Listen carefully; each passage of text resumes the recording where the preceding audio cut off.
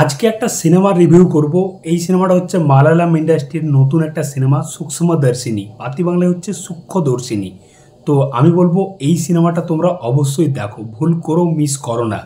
যারা একটু বেছে বেছে সিনেমা দেখতে পছন্দ করো তাদের জন্য কিন্তু এই সিনেমাটা একটা সারপ্রাইজ হয়ে থাকবে।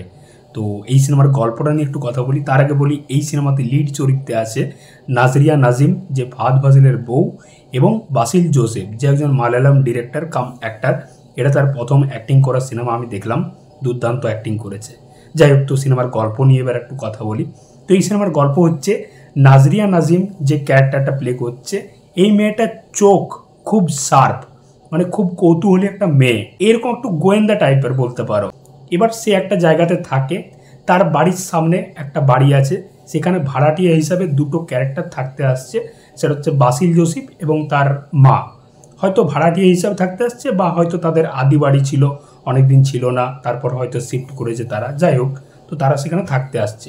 এইবার এই দুটো ক্যারেক্টার না খুব রহস্যময়ী একটা ক্যারেক্টার, এই বাসিল জোসেফ এবং তার মা। তো নাজরিয়া নাজিম তার আস্তে আস্তে কৌতূহল বেড়ে যাচ্ছে এবং সে রহস্যটা খোঁজার চেষ্টা করছে যে কেন তারা এরকম করছে, কি কি হচ্ছে তাদের সাথে। এই হচ্ছে পুরো সিনেমার গল্পটা। তো গল্প কিন্তু খুবই সিম্পল, কিন্তু সেটাকে যেরকমভাবে প্রেজেন্ট করেছে না, সেটা সত্যিই মারাত্মক লেভেলের। এবং এটা মালায়ালাম ইন্ডাস্ট্রি পারে। তারা 2024-এ যেরকম সিনেমা দিয়েছে, সত্যিই সেটা দারুণ। আশা করছি 2025-এও তারা খুব ভালো ভালো সিনেমা করবে। এবং এই সিনেমাটা কিন্তু 2025-এর শুরুতে একটা দারুণ সিনেমা দিয়েছে তারা। তো সিনেমাতে স্ক্রিন প্লে এবং রাইটিং নিয়ে যদি কথা বলি, দুর্দান্ত স্ক্রিন প্লে সিনেমার, এবং রাইটিংও দুর্দান্ত।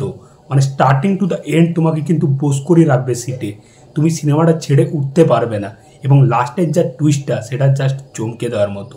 এবং সিনেমাতে পারফরমেন্স নিয়ে যদি কথা বলি, বাসিল জোসেফ এবং নাজরিয়া নাজিম এই দুজনে সিয়ানে টক্কর দিয়েছে।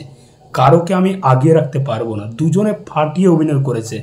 নাজরিয়া নাজিম ফাহাদ ফাজিলের বউ, সত্যি সেটা মানতে হয়। যেরকম ফাহাদ ফাজিলের মানে অ্যাক্টিং লেভেল, সেরকম তার বউয়ের। নাজরিয়া নাজিম দুর্দান্ত অভিনয় করেছে। এবং বাসিল জোসেফ, সে একজন ডিরেক্টর এবং কাম অ্যাক্টার বলা যায়। তো তার অভিনয় আমার কিন্তু সত্যি খুব ভালো লেগেছে, দারুণ অভিনয় করেছে। দুজনে কিন্তু একদম দুজনকে টক্কর দিয়েছে অভিনয়ের দিক থেকে বলা যায়। এছাড়া যতজন সাপোর্টিং ক্যারেক্টার ছিল, বাসিল জোসেফের যে মায়ের ক্যারেক্টারটা প্লে করছে, সেও খুব ভালো অভিনয় করেছে। এছাড়া নাজরিয়া নাজিমের যে বান্ধবীর দু একজন ক্যারেক্টার প্লে করেছে, তারাও খুব ভালো অভিনয় করছিল। তো আমার কিন্তু পারফরমেন্সের দিক থেকে সিনেমাটা হেভি লেগেছে। এবং সিনেমার গল্প দারুণ, মেকিং খুব সুন্দর। যেরকম ন্যাচারাল জিনিসটাকে মালায়ালাম ইন্ডাস্ট্রি প্রত্যেকবার তুলে ধরে, প্রাকৃতিক দৃশ্য, সেগুলো খুব দেখতে ভালো লাগে তাদের সিনেমার মধ্যে।